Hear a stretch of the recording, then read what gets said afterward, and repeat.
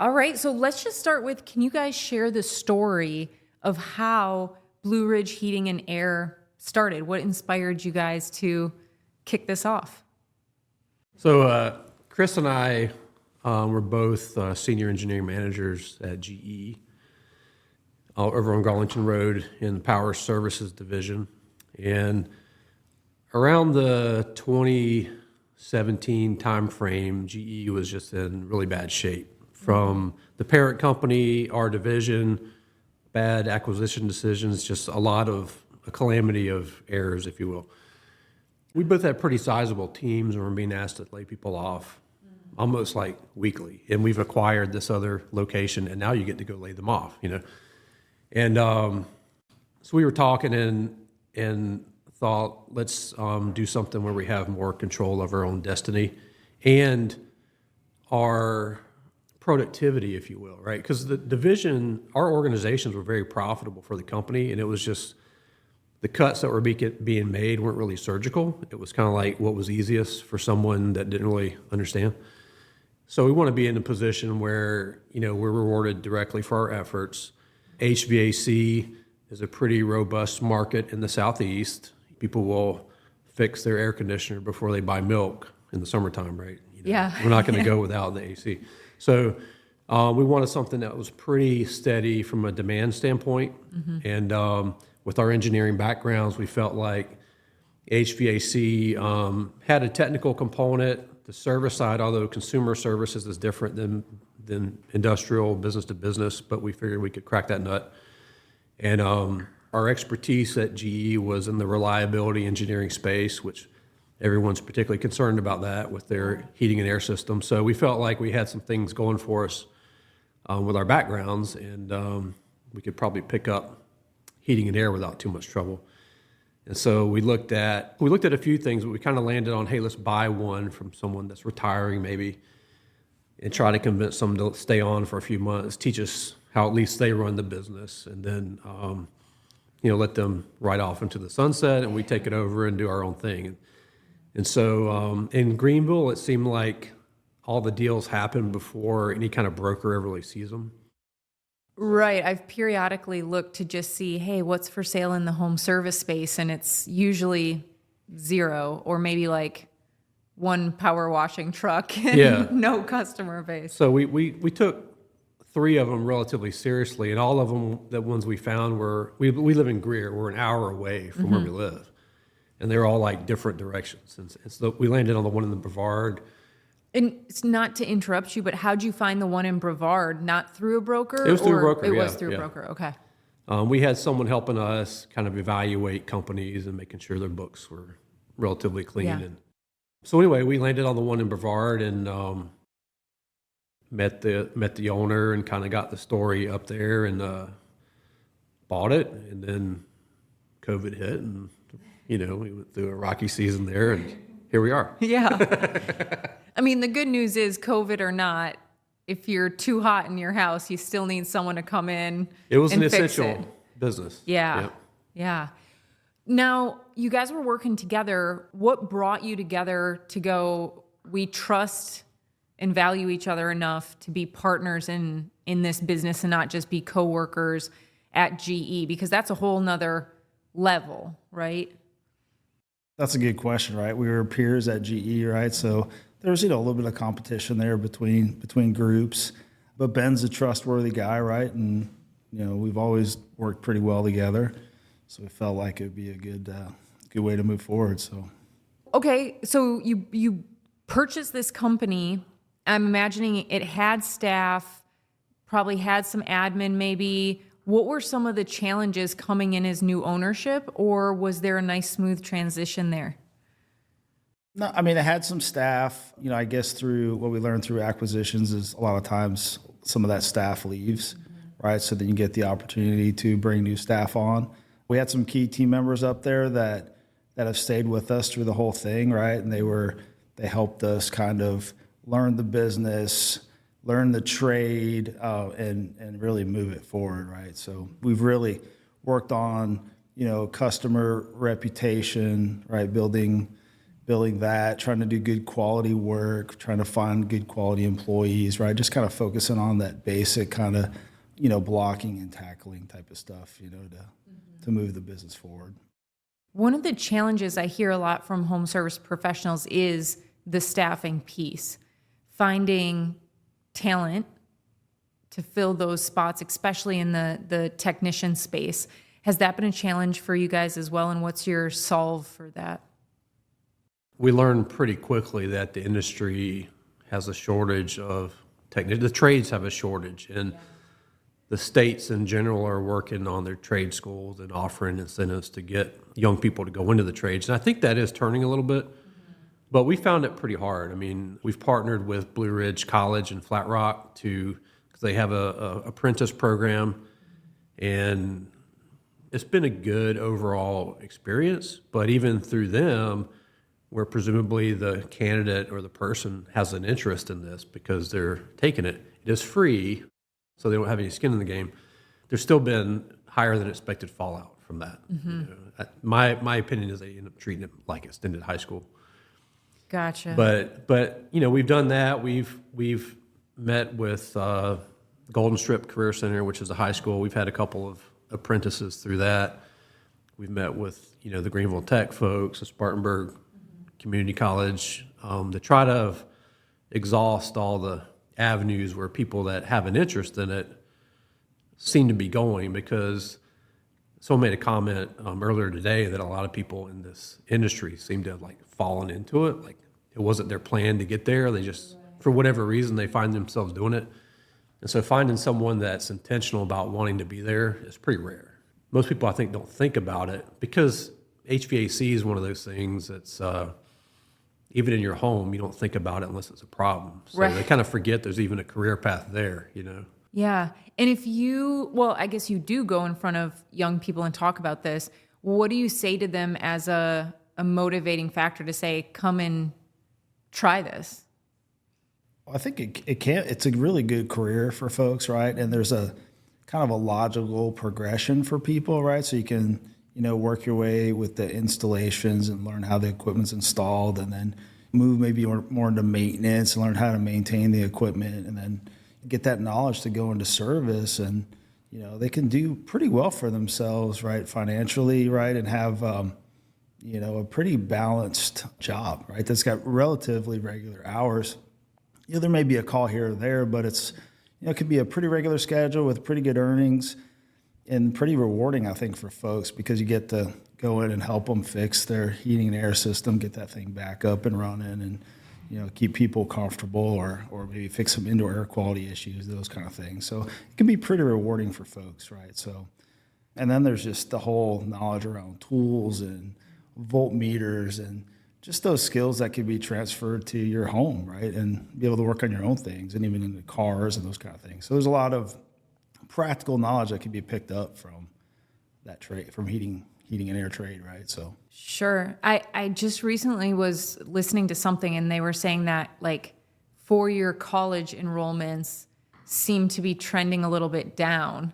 And I was kind of like, that's kind of good news, because we need more people who can get into houses and fix things. Right? Because the trades are so understaffed right now. So I agree. I know you guys were saying that the tide might be turning a little bit there, but it can be a very steady and lucrative career if you stick with it. Yeah. Somebody that's trained in it and very knowledgeable in it can do very well for them and their family, right? And so there's good opportunities there for folks. I mean, at the same time, you do want to be real. It is still work. It's not necessarily easy work either, especially on the installation side. And you're in crawl spaces in non-ergonomic conditions, right? Yeah, you're in hot 100-degree attics. weathers. Yeah. So you want to be real with people about that, so they don't invest too much time and energy in something that once they get out there, they realize, hey, this isn't for me. There's people that can't deal with heights, right? And you may be on ladders quite a bit. So, or confined spaces. I mean, a crawl space is technically a confined space. So figuring that out sooner rather than later is a good thing. I will say, though, that everything's work, right? I think partly why some of these trades have not been so enticing is because it is hard work, right? I mean, it's heavy, dirty, hard work, but everything is work. I mean, you guys are owners, and I'm sure there's days that you're like, ooh, this doesn't feel good. This is hard work. This is a hard decision, whether it be having to let someone go or who to bring on or, legal challenges or there's lots of stuff. So I think we idealize sometimes office work or white collar work over blue collar work, but everything has its unique challenges.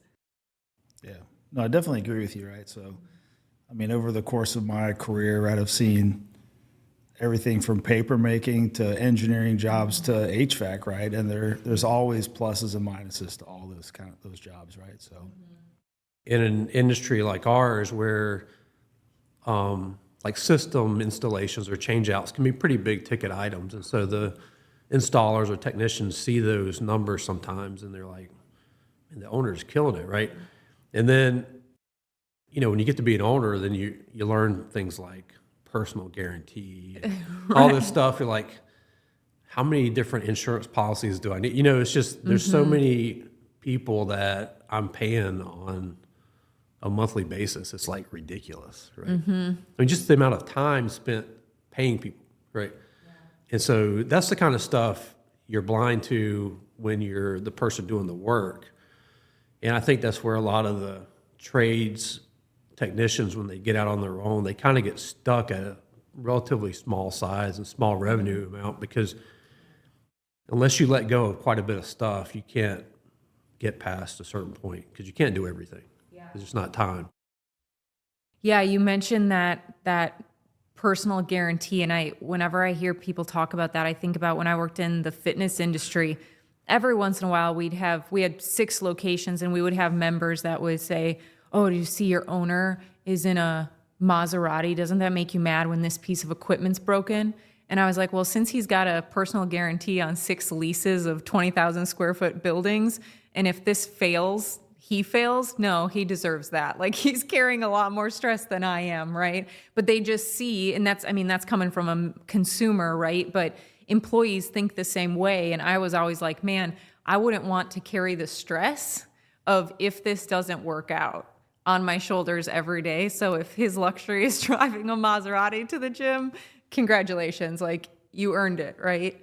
Now, granted, he had his hands in a lot of other things, but I just always remember that when people would comment on that. I'm like, man, every job has its cons, right? When you guys were at GE having to lay people off, that's never a fun job. I've been in that position too, and it never gets easier.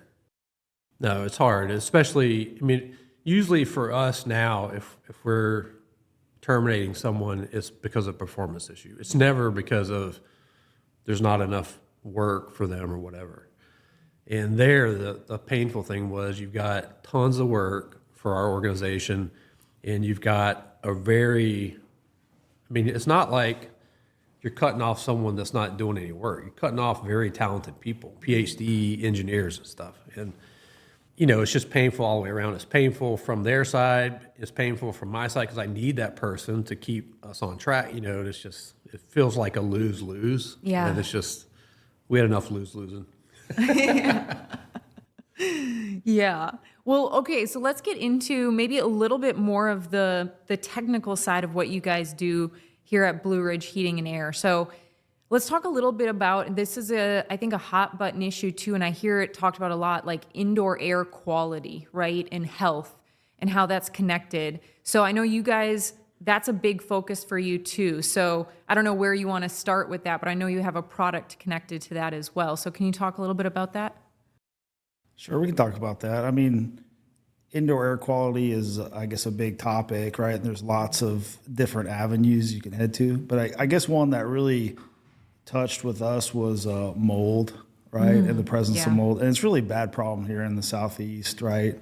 Mold in crawl spaces and mold in ductwork. And we kind of saw this common theme. We would go back where we go to houses and see mold in their ductwork. And then really the only progression there is to replace it, right? And replace the system or do these thorough cleanings that you try to hope and get everything. So we've kind of seen a niche there, right? And, we have a product called AirGuard that we have developed internally to predict the environmental conditions for mold, and then be able to detect if mold is present in that area. So it's something that we're pretty excited about and been working on for a while, getting that to the market. So. And what goes into that? Tell me, how does it detect the conditions are correct for mold? Well, we're looking at, some environmental conditions, right? Like temperature and humidity and that kind of stuff. And we have prediction models in there, right? So as we used to do models for GE and their gas turbines and steam turbines, right? We've taken kind of some of that learning and applied it to how mold grows, that kind of thing. So, and then we also have AI trained models, right? That will detect the presence of certain types of species of mold, right? And that was kind of how we've built that sensor out. And are you guys also tackling the mold side of things if it's detected? Or what's the next step if it goes, hey, the conditions are right for mold, or hey, there's already mold here? What's the next step for a homeowner? Yeah, on the prediction side, like if we think they have a problem then from predicting, we can help them address that with some humidity control or ventilation, those kind of things. If it's actually detected, we don't do remediation, so we'd refer them to a company to help them remediate that problem. If it's beyond their system, right? If it's limited to the duct system or the HVAC unit, we could help either replace that or clean it if possible. But if it's gotten beyond that into the house or the crawl space, there's other people that's what their business is, right? That remediation space. What are some of the health impacts or side effects that you're seeing from mold in people's units? I mean, you just run into a lot of respiratory issues people have, sicknesses, headaches. Sometimes some mold species can even cause like permanent damage in folks, right? So that's why it's super critical to, if you think you have a problem, you can get a test or, a sensor or something like that to try to address it, or an inspection to look at it, because it could be hazardous to your health. How often are you guys seeing mold in units or in ductwork? We'd probably see it maybe 1 out of 20 houses or so. Because if you think about the way houses are constructed here in Greenville County, it's open to the crawl spaces, open to the outside air. All that humidity and moisture gets in there, and then it's just a good place for things to grow, right? Yeah. And then it starts growing, and then a lot of the ductwork is leaky, so it can potentially pull it into the system. System may be oversized, so it's cycling on and off, and high humidity, those kind of things, and it just kind of takes off and cascades. And you'll open up a ductwork. We had a customer where we opened it up, and there was just all sorts of stuff in there, and the poor woman couldn't even sleep at her home. She had to leave and stay at a different location, right? So until all that stuff was replaced. But your question about the frequency, with this AirGuard product, we kind of started that. We did the platform at Greer Boot Camp, and kind of at that report out, we basically offered to the audience that was there, anyone that wanted to be in our pilot study could be. So we have a handful of those people, and then a few people that we've included it with the system installation or whatever. And roughly, maybe almost half of the homes that we've put it in, there's been some action they've taken, either humidity levels in the crawl space. Like in one case, I'm thinking of the homeowner had a high sensitivity to mold, and they knew when they heard about this, they were excited. But yeah, we want to be in your pilot group. Well, they already had an encapsulated crawl space and a dehumidifier down there, and we put one of our sensors down there, and it's showing high humidity. And they're like, we don't understand. Well, it turns out the dehumidifier was not working, right? So they hired us to fix it, right? And now it's good. And there's been other cases where there's been humidity issues, or cases, we've had a couple where mold's been detected, and we've been able to use those as validation cases that, hey, our trained model, now that it's been tested and sent to a lab, verified that we've got the right mold detected and classified. And is there anything else like this on the market? Are there variations of this? What makes your design or your product unique in the HVAC market? I mean, we haven't found anything. Found similar things, like slightly similar, but none that will do detection. Are you guys still in kind of your pilot testing phase, or how far along are you? We're towards the tail end of the testing phase, and now we're kind of in the scaling phase, if that makes sense. So this is a product you could sell to HVAC companies across the country or even around the world. That's right. Yeah, so part of, there's the commercial path for this could be multiple ways, but the easiest way for Blue Ridge Heating and Air is to sell the product. And when that product reveals problems in the home, we sell some of the solutions or mitigations to those problems, but there's other companies, like we talked about earlier, there's other companies that will deal with like a real mold problem. The original business case, if you will, the problem I talked about while we went into Blue Ridge Heating and Air, or went into heating and air. The bad thing about going into heating and air is it's very seasonal. Yeah. And all of the companies in the country pretty much struggle from September to May, right? And they can make some money in the summer and then try to hang on the rest of the year. Yeah. And when we got into this industry, you would have manufacturers, particularly of indoor air quality products, come to us and say, hey, this is what you need to be selling during your shoulder seasons. I mean, it is true. Pollens are higher than, in the fall and spring. Allergies are more of a problem then. Mold is more of a problem then. Because like in South Carolina, humidity's up. Temperatures are relatively comfortable, which means your equipment's not running. So now you've got high humidity in the house, but your air conditioner's not pulling it out. And there's solutions to that problem, right? But unless you know it's a problem or it's causing you a problem, you're not going to do anything about it. So the attraction of this idea for us, beyond just helping people's health, is it could be a revenue shot in the arm for HVAC companies in the shoulder seasons. Yeah. Right? So if we can prove that out for Blue Ridge, then we may take this through some distribution channels and our partners in other parts of the state or country and see if it has any legs that way. Yeah. And talk about some of those other air quality solutions, right? Because this is a preventative or able to identify, but then once we identify that, you kind of mentioned dehumidifiers. I know I've heard HVAC guys talk about UV lights. What are some of the solution pieces? No, that's a good question. I mean, I think the things we like to do is make sure that the air is properly filtered. So there are like advanced kind of filtration type systems, media air filters, those kind of things. And then after that, we like to help the customer take care of the humidity, right? So now I got my temperature under control and I can get my humidity under control with a dehumidifier in some cases, right? And then from there, you can look at, what are the carbon dioxide levels in the house, right? So then we can look at fresh air ventilation or ERVs, HRVs, those kind of things to bring fresh air into the home. So those would be kind of the things, the particles, you've got the humidity, you've got the fresh air. And then of course, like you can go after the bacteria and viruses with the UV lights or they call it PCO technology, right? Which puts like a low level hydrogen peroxide into the system and helps to kind of kill some of those things, right? So those would be kind of some of the things that we would, recommend for different solutions for customers. I know something else that recently changed in your industry is the coolant, correct? Is this official? Is it? Yeah, it's official. It started, the beginning of this year, right? And all that, the R410A equipment is being phased out and new refrigerants coming online, so. How does that impact your business? Is it not that big of a change?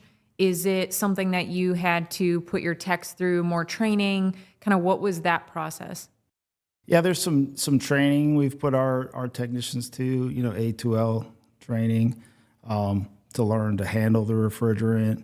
There's some new tools that we need. The equipment's going to change a little bit, so it's going to have sensors to detect it because there is it has some flammability to it, right? So there's a little bit of a scare factor there, I guess. Don't know if it's a huge problem because of the flame propagation rate on that stuff is really low.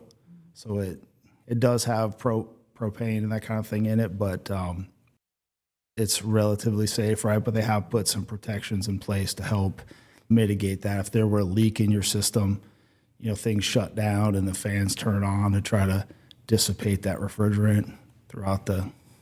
These refrigerants, the ones that are now being put into systems, new systems, this year. They've been in use in Asia and other parts of the world for years, right? And a lot of the manufacturers that we use, like Mitsubishi, obviously have a big presence in that part of the world. So they were well prepared for the change. So I think it's just for North America, just getting accustomed to a new thing. And, you know, for us, from a service standpoint, what we didn't talk about, there's actually they're phasing out the 410A, and there's two options of which refrigerant the manufacturer may decide to go with in the future. So what that means is for the next 10 to 15 years, service trucks will need to have 3 refrigerants on them instead of 1 or 2. So from a cost of doing business standpoint, right, that will impact everybody. Right. What was the reasoning behind the change? What was the, I guess, motivating factor to change these coolants? The big motivating factor is the global warming potential. It's quite a bit lower on the new refrigerants. Yeah, so the first change from R22 to 410A was the ozone depletion, right? And then now it's the global warming potential. So they've tried to really drop the new refrigerants so they won't impact the environment as much. And that's kind of the intention behind it. So still all those same practices of recovery and recycling that stuff, or send it off to a recycling place to take it and recover it for reuse, right? Those are still in play with the new refrigerants. Now I kind of want to shift a little bit before we wrap up here to talk about more so the business ownership part and a little less of the technical part. One thing I really want to compliment you guys on, first and foremost, is your branding. I think every time I see Blue Ridge Heating and Air pop up, like, the branding's on point. You guys are branded out today. Your uniforms are branded. Talk to me a little bit about that. Was that something that you guys knew, hey, we got to have some consistent, strong branding here? Was that something that you brought on board after getting started? Because I think that gets missed in a lot of home service companies. I think one of the hard things about home service companies is because there's a lot of, and I'll use this generic term, chucking the truck or standing in the van. Yeah. So there's a lot of guys that know how to do it, and for whatever reason, they're not working at a company. There's a whole lot of reasons that could be, right? And that could be a whole lot of reasons why someone's not going to hire them, right? And so if you don't have the branding on your vehicle or on your uniform, it makes you look like those company or those guys that aren't even companies, right? And those guys are always going to undercut us on price, right? We're not trying to compete with them. And so to try to build that value story of, hey, we're a real company that's going to stand behind everything we do. Our guys aren't perfect. They're going to make mistakes. Feet go through ceilings every now and then, right? Right. You Yeah. want someone to answer the phone when you're mad and you call, hey, your dude just stepped through my ceiling, right? You've all heard the stories about when stuff happens, you can't, the phone number is disconnected, right? Okay. So that's not going to happen with us. And we want customers to feel like they're working with a real company that's insured, that cares about the appearance and professionalism of what we do. It's not like you hired your cousin to do it. You hired someone, you're paying someone not what you would pay your cousin to do it, And so we want the whole experience to reflect that, and the uniform and the branding is part of that. What you guys do is maybe not thought of as a important part of the community, but it is, right? As homeowners, we have a need to get different things repaired. And if we didn't have people like Blue Ridge Heating and Air to come in and repair those things, a lot of us would kind of be like in trouble, right? So what you guys do is it's so plugged into the community as a whole, right? It helps us function, get to work on time, feel good when we come home, all those things that we, I think, take for granted. How do you guys see Blue Ridge Heating and Air as part of the community, whether it's here in Greenville or in Brevard or wherever else you grow to? We live in the community. Our employees live in the community. They're active. We're dispersed throughout the school systems, all that. In Greenville, Greenville's kind of unique with this whole swim season that happens in the summer among all the neighborhoods, right? So we support the neighborhoods we live in financially, and we also support a number of other neighborhoods in the area, in our service area, to try to get our name out, but also generally support these activities. So there's a number of other youth sports things. We support a number of PTAs at schools across Greenville, sports teams. And then in the Brevard area, we're trying to be more intentional about doing the same thing. Last year we supported a number of sports teams, golf tournament. We supported the golf tournament in Greer with Greer Community Ministries support. So I did leadership Greer last year with the Greer Chamber. Yeah. And we had a project at the Dunbar Child Development Center in Greer. Our group did, but Blue Ridge partnered with one of our distributors, made a sizable contribution to that playground project. So that's one of the things I like about this career change I've done, because at GE, my network was global. Like, I knew more people in Mexico and Poland and India than I knew in Greenville County, right? Mm-hmm. And now with this type of business, you really need to engage the community to help it to grow your business. But at the same time, you find a lot more opportunities to plug into things and help and serve and that kind of stuff. And so it's very rewarding from that standpoint. Yeah, I mean, we've worked a lot with Rebuild Upstate, right, to help in that area. I mean, I think the one thing we try to be really intentional with is make sure kind of our mission and then our marketing plan supports that. And then we are constantly going back. Are we giving to the right organizations to get the brand out there? Are we, cleaning our branding and those kind of things to try to make sure kind of everything is congruent throughout the organization, right? If that makes sense. Just make, all the way to our trucks, to the way the guys act, those kind of things. And go back to our core values to try to loop that in and constantly, I mean, you feel like a broken record sometimes, but constantly kind of talk about that stuff. And, like today we talked about our marketing in Brevard, right? And making sure we've got the right support of our employees' kids that are in the community, right? To make sure that the schools they go to are sponsored, those kind of things. So that's the thing we try to do. I love that. I was listening to someone else talk about this, and they were like, if you have all these employees, why don't their kids have your swag, right? Like, give their whole family sweatshirts, give their whole family hats, like that's not only is it a reward to your employees, but it also, now people are seeing your name more out there in the community. So I love that. Before we wrap up today, I just want to ask you guys, what advice would you give to somebody thinking of either getting into HVAC and starting their own company, or just getting into the home service trades in general? Maybe what are top one or two things they need to be aware of before they take that leap? Talk to other owners.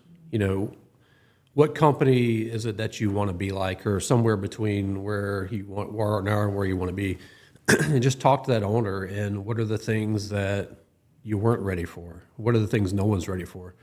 We have a company that we've hired as a consultant after being in this about 9 months, and we realized there's just so much that other owners have already figured out. There's no reason for us to figure it out the hard way at a high cost, where we can pay a relatively low cost and learn from experience, right? Yeah. And that is big. The other big thing, and it's a little bit of the same answer, is in our industry, the supply chain wants you to succeed, because it's a bizarre business model from where we came from, right? The gas turbines that GE makes, there's field engineers and field technicians that are employed by the company that are installing that stuff, right? In this industry, every installer in the residential space is an independent dealer, right? And the factories do everything they can to kind of entice you to train your team, right? And we try to keep up pretty well with the training. But the reality is there's a lot of companies that don't, right? And so when things change, they didn't know they changed, or, well, I've always done it this way, so it's always going to work that way. Well, it doesn't. Things change, and you create problems for customers, and you do that a lot over and over. You can have like a fleet of problems that you've installed, and now you've got to deal with it. So learning from others is probably the biggest thing for me. I would agree with Ben. I think getting a good coach right early on and help you walk through those problems, right, that has access to other home services companies across the country is kind of what we've done, right? It's been a huge help.